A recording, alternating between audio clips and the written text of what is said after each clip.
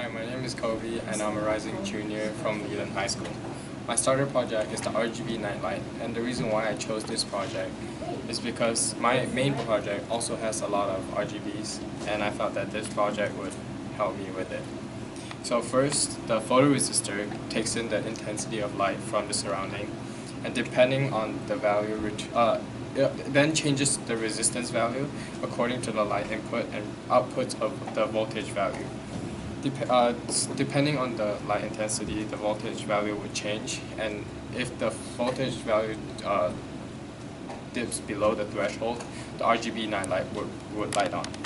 There's also a potentiometer in the circuit, and by changing the value of the potentiometer, I can change the color of the RGB light.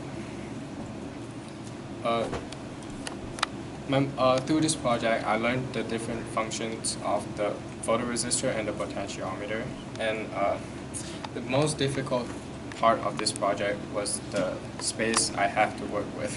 Because of the limited space on a prototype board, I felt it was very difficult to see the things I need to solder, and which is why I really had to focus in order to make this work.